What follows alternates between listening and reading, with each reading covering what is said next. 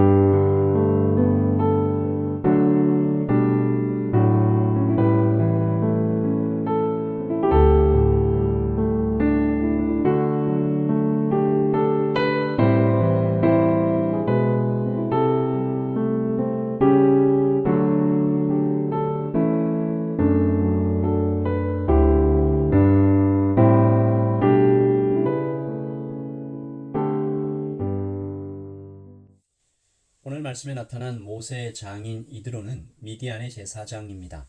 이방인을 섬기는 사람이죠. 그는 평생 야훼 하나님을 모르고 살았고 그렇게 살다가 죽을 수도 있었던 사람이었습니다. 그랬던 그가 모세를 통해 야훼 하나님을 알게 된 후에 극적인 회심을 하는 장면이 오늘 18장 전반부에 나오는데요. 10절과 11절을 우리 이드로의 고백을 제가 한번 읽어보겠습니다. 이드로가 이르되 여호와를 찬송하리로다. 너희를 애굽 사람의 손에서와 바로의 손에서 건져내시고 백성을 애굽 사람의 손 아래에서 건지셨도다. 이제 내가 알았도다. 여호와는 모든 신보다 크심으로 이스라엘에게 교만하게 행하는 그들을 이기셨도다. 아멘. 그리고 오늘 이드로가 모세에게 아주 기가 막힌 조언을 하는 장면이 오늘 말씀의 주제입니다. 그의 조언이 간단하지만 유용했고 무엇보다 시기적으로 아주 중요한 가르침이었죠. 저는 오늘 이 이드로의 조언이 오늘을 살아가는 우리에게도 하나님의 지혜로 다가온다라고 믿습니다. 오늘 이 지혜를 우리가 살펴볼 때 이드로가 모세에게 했던 이 조언, 이 가르침을 잘 받아서 오늘 우리도 하나님의 교회를 또한 우리 가정을 우리가 섬기고 있는 그 어떤 곳이라도 하나님의 말씀에 따라 잘 섬길 수 있도록 다스릴 수 있도록 주님께 지혜를 구합니다. 첫째, 말씀은 누구에게나 배울 수 있다라고 알려주십니다. 여러분 말씀드렸듯이 이드로는 이방 신을 섬기던 사람이었죠. 그러나 모세는 어떤 사람이었습니까? 당시 200만을 이끌던 지도자, 하나님의 음성을 직접 듣고 무수한 기적을 행하던 사람, 200만이나 되는 이스라엘 백성들이 모세만 이렇게 쳐다보고 있었던 신적인 가히 그렇게 대단한 지도자였죠. 그러나 모세가 겸손히 이드로의 말을 듣습니다. 하나도 허투루짓지 않고 경청하죠.